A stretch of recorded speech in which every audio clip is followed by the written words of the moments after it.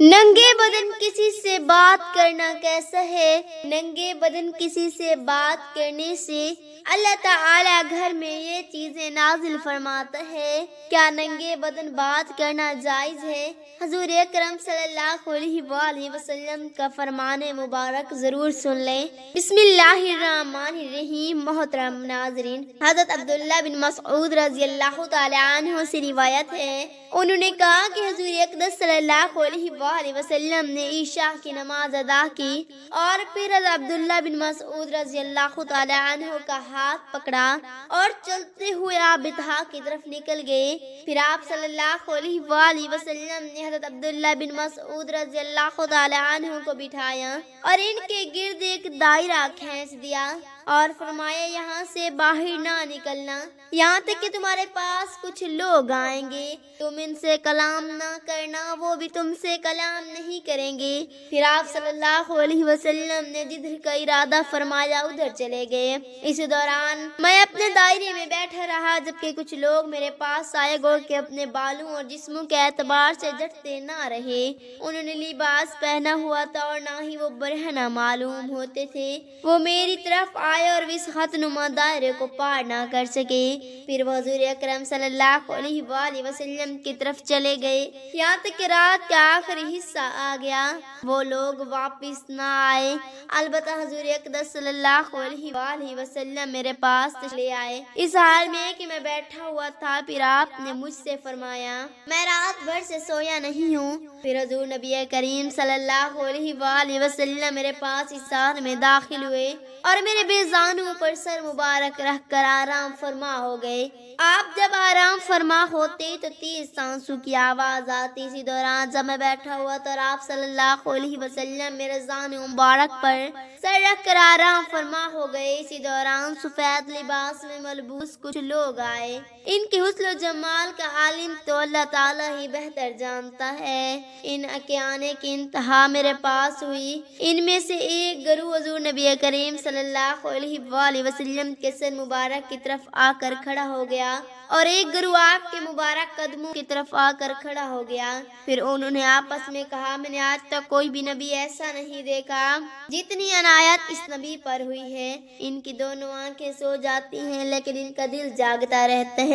انہوں نے آپ صلی اللہ علیہ وآلہ وسلم کی مثال یہ دی کہ جیسے ایک سردار نے لوگوں کو اپنے کھانے اور پینے کی طرف بلایا، جن لوگوں نے ان کی دعوت قبول کی تو اس کا کھانا کھایا اور اس کے سبیل سے پانی پیا، اور جس نے اس کی دعوت قبول نہ کی تو اس نے عذاب پایا۔ پھر وہ لوگ چلے گئے۔ پھر حضور اقدس صلی اللہ علیہ وآلہ وسلم اس وقت نیند سے بیدار ہوئے تو کہنے لگے، جو انہوں نے کہا وہ تم نے سنا، اور کیا تم جانتے ہو کہ وہ کون لوگ تھے؟ میں عبداللہ بن مسعود نے عرض کیا کہ اللہ تعالیٰ اور اس کے رسول صلی اللہ علیہ وآلہ وسلم سب سے زیادہ اور بہتر جانتے ہیں۔ آپ نے ارشاد فرمایا، وہ ملائکہ تھے، اور تو جانتے ہیں کہ انہوں نے کس چیز کے ساتھ مثال دی؟ میں نے عرض کیا، اللہ تعالیٰ اور اس کے رسول صلی اللہ علیہ وآلہ وسلم سب سے زیادہ اور بہتر جانتے ہیں۔ آپ نے فرمایا، انہوں نے اللہ رحمان و تبارک و تعالیٰ کی مثال دی کہ اللہ تعالیٰ نے جنت بنائی اور اپنے بندوں کو اس کی طرف بلایا، جس نے دعوت قبول کی وہ جنت میں داخل ہونے، اور جس نے قبول نہ کی اس نے سزا پائی۔ حضرت انس بن مالک رضی اللہ تعالی عنہ سے روایت ہے، ایک مرتبہ ہم جب حضور اقدس صلی اللہ علیہ وآلہ وسلم کے ساتھ تھے تو آپ مسکرائے، یہاں تک کہ آپ کی داڑھی مبارک ظاہر ہو گئی۔ آپ نے فرمایا، کیا تم جانتے ہو کہ میں کیوں مسکرایا؟ صحابہ کرام رضوان اللہ تعالی علیہم اجمعین نے عرض کیا، اللہ تعالیٰ اور اس کے رسول صلی اللہ علیہ وآلہ وسلم سب سے زیادہ بہتر جانتے ہیں۔ آپ نے فرمایا، جب بندہ قیامت کے دن کو اپنے رب سے حجت بازی کرے گا تو اس وقت اللہ سے کہے گا کہ کیا آپ نے مجھے ظلم سے نجات نہیں دی تھی؟ اللہ فرمائے گا، کیوں نہیں؟ تو بندہ کہے گا کہ صرف میرے جسم سے ہی گواہی لی جائے۔ تو اسے کہا جائے گا، ٹھیک ہے، آج کے دن تیرے لیے تیرا جسم ہی کافی ہے اور تجھ پر تیرا جسم متعبر ہے، چنانچہ اس کے منہ پر مہر لگا دی جائے گی اور اس کے اعضاء سے کہا جائے گا کلام کرو، تو اس کے اعمال کے بارے میں سب کچھ بتائیں گے۔ پھر اس کے درمیان اور اس کے کلام کے درمیان سے رکاوٹ ہوگی جو منہ سے مہر ہٹا دی جائے گی، تو اپنے اعضاء سے کہے گا، تم غار इशारत हो तुम्हें ही तो बचाने के लिए मैं झगड़ता रहा। हज़रत अनस बिन मालिक रज़ी अल्लाह तआला अन्हु से रिवायत है, उन्होंने कहा कि मैं हुजूर अकरम सल्लल्लाहु अलैहि वसल्लम की खिदमत में एक हल्फा बैठा हुआ था। एक आदमी खड़ा होकर नमाज अदा कर रहा था। जब इसने रुकू और सजदा अदा कर लिया और तशहद मुकम्मल कर लिया तो उसने अपनी दुआ में ये कलामात अदा किए, या हय्यु या क़य्यूम। तो हुजूर अक़दस सल्लल्लाहु अलैहि वसल्लम ने अपने सहाबा कराम रिज़वानुल्लाह तआला अलैहिम अजमईन से इरशाद फरमाया, तुम जानती हो कि इसने किस चीज के साथ दुआ मांगी है? सहाबा कराम ने अर्ज किया, अल्लाह ताला और इसके रसूल सल्लल्लाहु अलैहि वसल्लम सबसे ज्यादा बेहतर जानते हैं। आपने इरशाद फरमाया, मुझे इस जात की कसम जिसके हाथ में मेरी जान है, इसने अल्लाह ताला के सबसे बड़े नाम के साथ दुआ की। जब इस नाम के साथ दुआ की जाए तो अल्लाह ताला कबूल फरमाता है, और जब इस नाम के साथ मांगा जाए तो अल्लाह ताला अता फरमाता है। इस्लाम में जिस्मानी हया और पर्दे की बहुत ज़्यादा अहमियत है।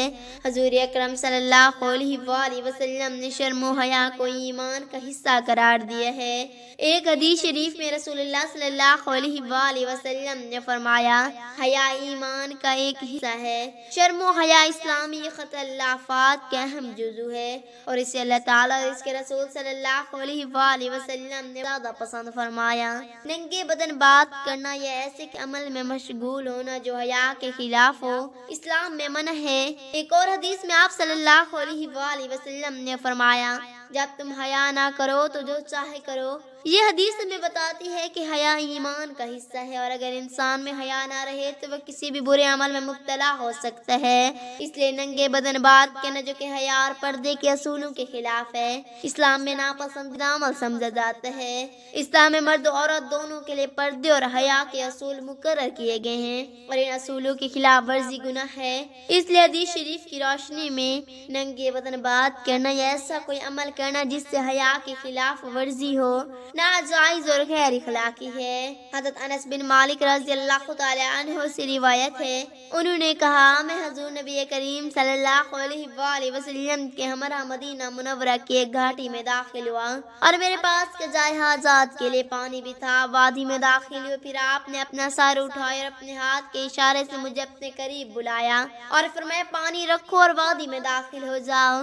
मैं भी दाखिल हुआ। एक परिंदे को मैंने देखा कि वह दरख्त पर अपने चूहे मार मार कर चहचहा रहा था। आप सल्लल्लाहु अलैहि वसल्लम ने पूछा, क्या तू जानता है कि ये क्या कह रहा है? मैंने अर्ज किया, अल्लाह ताला और इसके रसूल सल्लल्लाहु अलैहि वसल्लम सबसे ज्यादा बेहतर जानते हैं। आपने फरमाया, वो कहता है, ऐ अल्लाह तू अदल करता है, जुल्म नहीं करता और ना ही कोई छुपाने वाला तुझसे कुछ छुपा सकते। तूने मुझे पैदा किया और दुरुस्त पैदा किया और मुझसे मेरी निगाह रोक ली। ऐ अल्लाह मैं भूखा हूँ, मुझे खाना खिला। और तो एक तिरी आई और इसकी दाखिल हो गई। मैंने अपना मुंह बंद कर लिया, फिर वो अपने चूंचे मारने लगा। आप सल्लल्लाहु अलैहि वसल्लम ने फरमाया, क्या तू जानता है कि अब क्या कह रहा है? मैंने अर्ज किया, अल्लाह ताला और इसके रसूल सल्लल्लाहु अलैहि वसल्लम सबसे ज्यादा बेहतर जानते हैं। आपने इरशाद फरमाया, वो कहता है जो अल्लाह ताला पर भरोसा रखता है अल्लाह ताला इसे नहीं भूलता, और जो अल्लाह ताला को भूल गया इसने खता की, इस दिन के बाद वो मायूस होगा। रिज़्क भी ज़ाते खुद अपने तलाश करने वाले से ज्यादा इसे तलाश करता है। हजूर सल्लल्लाहु अलैहि वसल्लम ने फरमाया, अल्लाह ताला तुझे हिदायत पर कायम रखे, आमीन। अल्लाह ताला हमें हजूर अकरम सल्लल्लाहु अलैहि वसल्लम की सुन्नत पर अमल पैरा होने की तौफीक अता फरमाए और हम इस्लामी तालीमात को सीखने और सिखाने की तौफीक अता फरमाए, आमीन सुम्मा आमीन। अल्लाह ताला और हजूर अकरम सल्लल्लाहु अलैहि वसल्लम के 99 नामों में से एक नाम जरूर कमेंट करें, अपनी राय को कमेंट में जरूर शेयर करें। शुक्रिया।